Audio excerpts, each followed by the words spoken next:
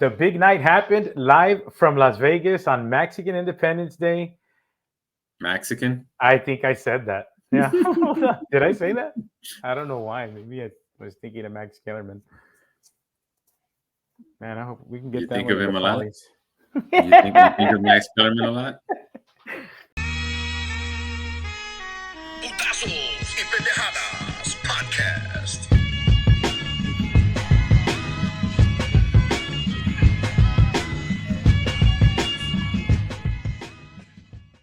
Well, David, the big night happened live from Las Vegas on Mexican Independence Day. Canelo defeated Edgar Berlanga quite easily.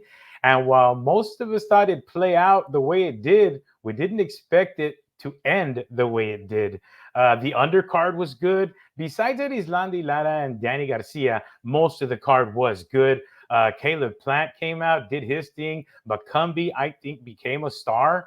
Rolly Romero did his thing against Manuel Jaimes. And let's go ahead and start off with the Canelo fight, David. I liked what I saw. Canelo looks like the Canelo of old. He took it to Berlanga, bit down on his mouthpiece, knew he was going to take shots. He took some big shots.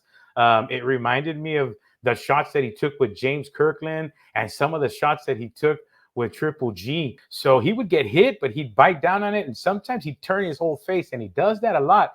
He turns his face completely. He rolls with the Yeah, punch. he kind of goes with it. But man, he decides I'm gonna get hit. So my punches can mean more because he knows they are. He like decided to use feints. He was feinting with his feet. He was feinting with his jab. He was just the Canelo of old. It was a great fight. It was an entertaining one-sided fight. Canelo's back. I do respect the young kid. He also bit down and knew he was going to be hit the hardest he's ever been hit in his life. He, got respect of most of the boxing public for coming back and handling his business and taking it to 12 rounds and trying to win. Yeah, Berlanga definitely put up a better effort. He definitely fought better than Jermell Charlo did, but of course he's a much bigger guy. I think his stock does go up, but the main reason why his stock goes up is because he showed a better chin than most people thought he had. So, but I don't think Berlanga becomes a star. I mean, he still got dominated in this fight. He probably won no more than 2 or 3 rounds on anybody's card. Canelo dominated this fight, but I did notice, and I don't know if you saw the same thing, he looked like he started to slow down around round 7 or 8. His punches just looked a little slower. He wasn't as busy. He was pressing the action. He was landing clean shots, but he just didn't have the snap in his punches that he usually did. He looked a little tired in those rounds after round 7. But honestly, Mark, Berlanga was just not good enough, or he was just too cautious to take advantage of Canelo slowing down. So that's why Canelo still won a lot of those rounds towards the end. Another thing that caught me off guard, Mark, was hearing that Berlanga weighed in 193 pounds on fight night. And Canelo was still the stronger man in that ring. He was kind of bullying around the bigger fighter. And that's interesting to me because we heard about Benavides weighing in the 190s. I wonder if that was one of Canelo's motivations in choosing Berlanga. A lot of people were confused on why he would choose Berlanga, who hasn't really proved much at 168 pounds. This could be one of the reasons why. He wanted to see what it would be like to be in the ring with a man who weighed in the 190s. There are some people talking. I know you mentioned about Caleb Plant. There are some people talking about Caleb Plant getting a rematch with Canelo. I would pass on that. I'd rather see some fights with Plant, Berlanga, Munguia, and Mbili in any order. I think that could make 168 pounds very, very interesting division. Yeah. You mentioned Plant. Let's go ahead and jump right into the Plant McCumby fight. Man, what a fight. Toe-to-toe action, David. You were completely wrong about this one. McCumby came to fight. This was a war. Listen, Caleb Plant advanced his fandemonium that's happening in the lowrider community, shouting out the Vagos in his weigh-in. He's on the cover of Lowrider magazine now. He's fighting that toe-to-toe Mexican style that they love, and he stayed true to it. But McCumby got a bunch of fans as well. I mean, he's entertaining in there as well as he can crack. And I think he made himself some more money last night because he's going to get some more fights on the zone there. It was an entertaining fight. You can see, though, the talent was on Plant's side. So eventually he took him out. A lot of people are talking that Canelo rematch, and I think it have some steam with his growing Chicano fan base. But I don't want to see that either right now. I'd like to see Canelo maybe avenge his loss or fight one of these young up and coming 168 guys and and and and have another entertaining and match. Right now, whatever Canelo does is successful anyway. So yeah, I'd like to see Plant with somebody else. I can't really think off the top of my head. Maybe Berlanga. I'd like to see him against Berlanga.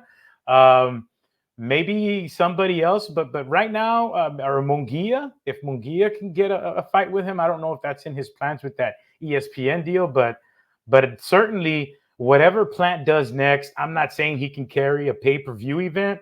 Whatever he does next, though, he's gonna be on a card. I mean, he brings in fans. Any combination of Plant, Munguia, Billy, and Berlanga, those all look to be very entertaining and makeable fights. I think they're all makeable Yeah, fights. But yeah, I think Plant Berlanga is probably the grudge match people want to see. We know these guys have been barking at each other a lot. They were barking at each other at the press conference for Canelo versus Berlanga.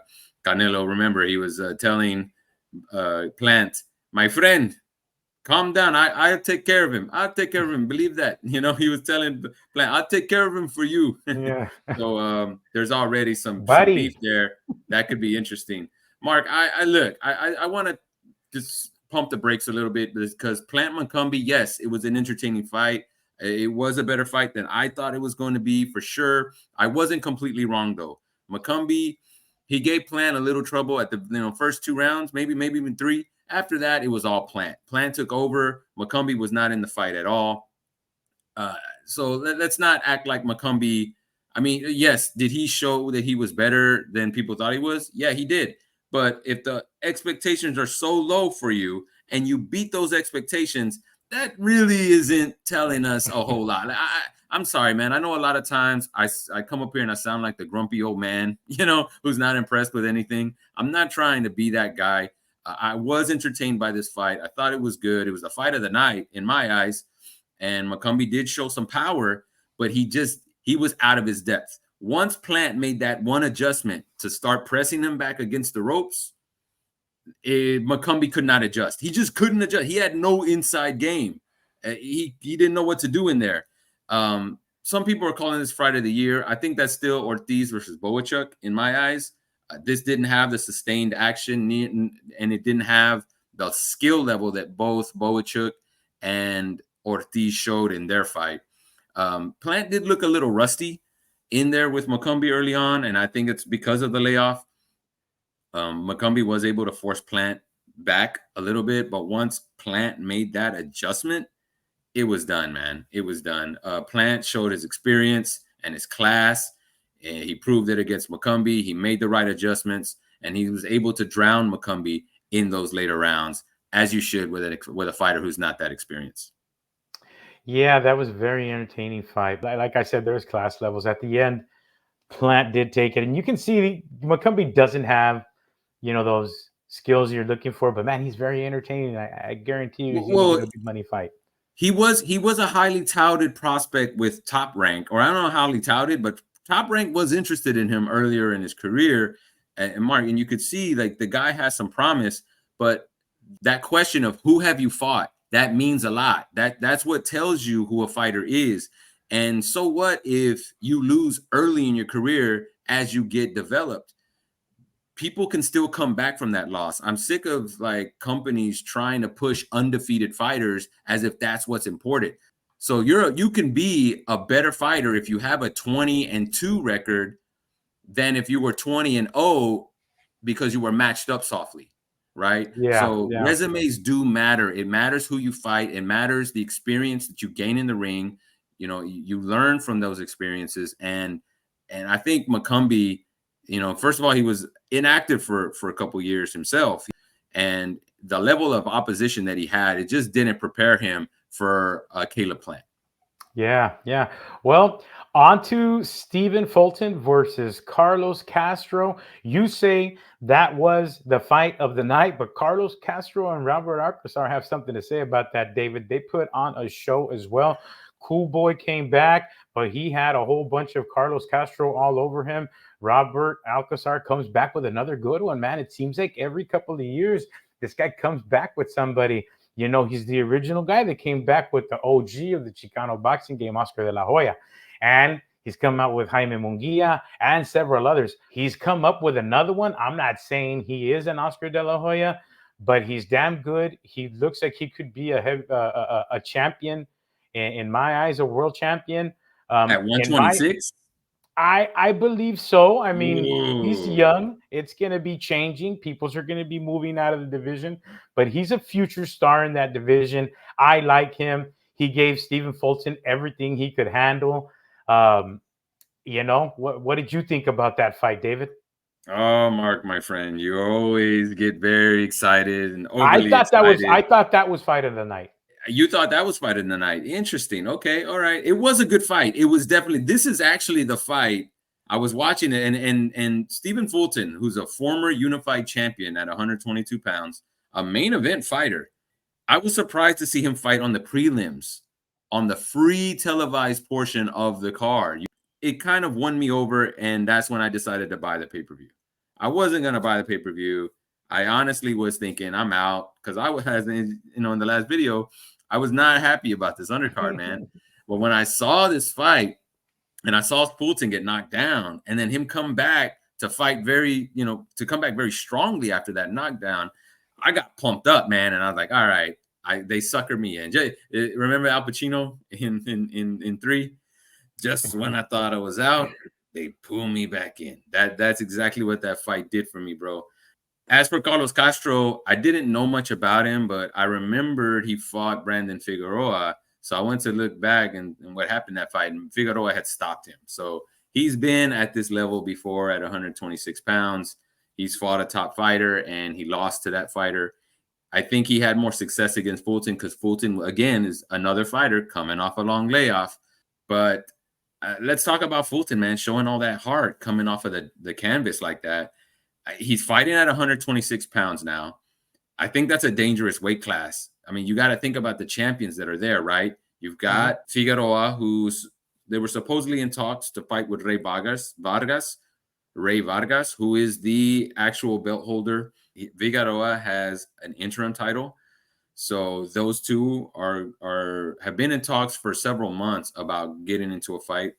Angelo Leo, who just had an impressive knockout of Venado. You've got Robesi Ramirez and Espinosa Divino. Those guys are going to be going at a rematch pretty soon. Shushu Carrington is in that weight class, an up-and-coming contender. Nick Ball is another champion. I mean, 126 is a serious weight class. And for Fulton, I think while he was impressive in this it was a close fight, split decision. While I think he was impressive, I think he needs some more fights to acclimate at 126. I think he got shook up a little bit and caught off guard. I think he needs to stay a little bit more active before he jumps in and tries to be a contender in this weight class. So it would behoove Stephen Fulton to get a little busy and test the waters a little bit more at 126 before jumping into the deep end. But I'll say this, having Cool Boy Steph in the mix makes 126 even more interesting. Yeah, man. Yeah, that was a great fight. On to the last one, Danny Garcia against Erislandi Lara. Erislandi Lara went in there and did his thing. He fought the way we all thought he was going to fight. But let's be honest, Danny Garcia went in there just to get a paycheck. All the evidence is there inside the ring. All the evidence is there before the fight. Before the fight, we always hear his dad chirping away, talking about this, talking about that. We didn't hear his dad. We didn't hear a peep from them. So obviously, maybe he just got conditioned just to get there. I don't know what he was thinking. He wasn't thinking of winning the fight. He wasn't thinking of putting on a good show. They're lucky that the earlier fights were so good. Maybe some people overlooked how boring this fight was. I personally didn't think it was too boring because I know both fighters, and I'm big fans of them. And I knew a knockout was coming, and I'm waiting. But I'm watching two great fighters, and I'm a big fan. But I can see where some people probably wanted to just turn the whole thing off at that point. I'm disappointed in Danny Garcia if this is his last fight, and that's the way he decides to go out. I don't even think I saw a real good punch, but the one that knocked him down, I don't think it had him too hurt, and he just decided to pack it up. But that's all I got to say about that. I can't believe he went out like that if this is his last fight, but he went out there for a paycheck. Yeah, Mark, Father Time is undefeated, and he calls for us when it's our time. I was wrong about the other fights. I definitely was spot on about this one. I was not. This is probably the fight I was least looking forward to, and it was bad. The most inactive guys on this card put up the worst fight of the night. Like if you go within the last 3 years and you add up the number of fights these fighters have had, these two are up there at being the most inactive. Lara didn't throw many punches himself, and Danny barely threw any. It was sad to see Danny go out like that. I agree with you. I think something was wrong. There were a couple of times in the corner where his father was asking him what's wrong. So I think they didn't see the night playing out that way. I think they really thought they were in it. If you listen to Danny before the fight, he was talking about winning the title and having Bud Crawford fight him at middleweight. So he did have like an idea of what he wanted to do after winning this fight. You look at Lara, who's a 41-year-old Cuban fighter, PBC. If it were to go to the decision, and it was just Danny was just competitive, you could see PBC pushing for a Danny decision. But hearing Danny's dad in the corner asking him what's wrong a couple of times, showing concern, kind of let you know that, hey, they were not expecting that kind of performance.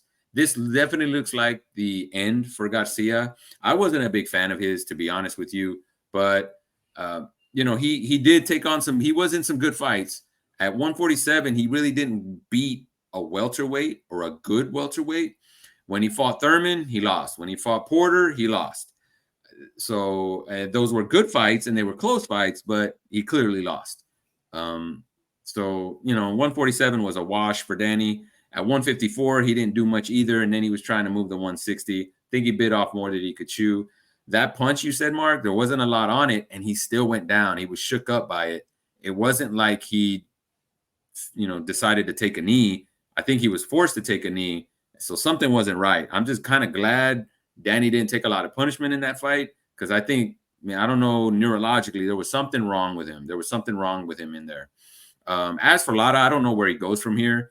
He and Bronco Adames, they're both under PBC. So, and a unification fight is possible, but who knows what happens or when that would happen, if at all. The middleweight division is a very, very dark place right now. Oh, Mark, you mentioned something about Danny Garcia's dad too. You said that his dad was silent in the lead up to this fight. But if you think about the last couple of fights, Danny's dad was not talking a lot at all, even with Earl Spence against Jose Benavides. That's true, right? He got sick. Yeah, so he's been quiet for a few years now. So I think that he just kind of, all that crazy talk that he used to do, he toned that down. He just toned that down. So that really wasn't indicative of anything either for me. But yeah, man, the middleweight division is in a very, very dark place right now. I just hope some light is brought to it. That light could be Virgil Ortiz in the coming years.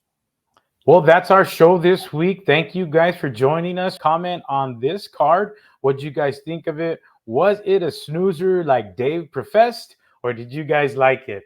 I loved it. I'll leave my comment, and I'll be looking for yours. Thank you guys. We'll see you next week.